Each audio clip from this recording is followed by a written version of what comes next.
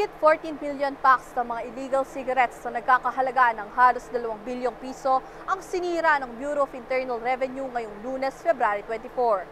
Nakatakdang isagawa ng BIR ang iba't ibang distraction activity ngayong taon sa 12 designated sites mula February 24 hanggang February 28. Itinalaga ang Porac, Pampanga bilang primary distraction hub sa ginanap na nationwide distraction of 2.1 billion worth of illicit cigarettes. Mula sa 14.3 million na pakete na nakumpiska nationwide, nasa 11 million packs ang sinira sa Porac. Kabilang din sa mga sinira ng BIR ang mga makinaryang ginagamit sa paggawa ng mga iligal na sigarilyo. Ayon kay Commissioner Romeo Lumagi Jr., isang hakbangang aktibidad upang masugpo ang mga illicit trade at maprotektahan ang mga legal businesses na maayos na nagpapasa ng kanilang mga dokumento at nagbabayad ng tamang buwis.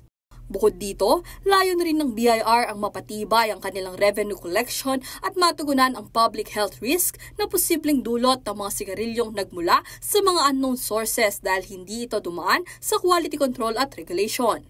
Paliwanag pa ng ahensya, ang billions worth ng mga sigarilyong ito ay mayroong halos 6.4 billion pesos na tax liability.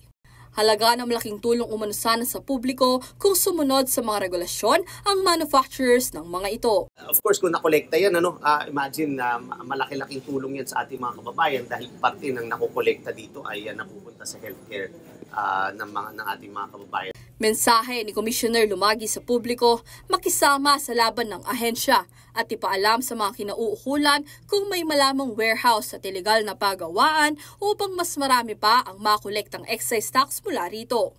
Bukod sa pagkumpiska ng mga illicit goods, nagsampa na rin ng multiple criminal charges ang BIR sa mga individual at korporasyon na sangkot sa illegal trade. Mula sa karampatang buwis na dapat umanong bayaran, times 10 ang penalty nito at maaari rin patawan ng criminal penalty o parusang pagkakakulong kung sakaling mapatunayang nagkasala.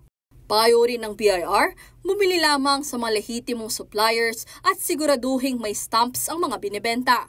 Nanawagan din si Lumagi sa mga lokal na pamahalaan na maging mapagpatsyag sa mga warehouse sa kani-kanilang lugar upang matukoy ang mga illegal manufacturers nito.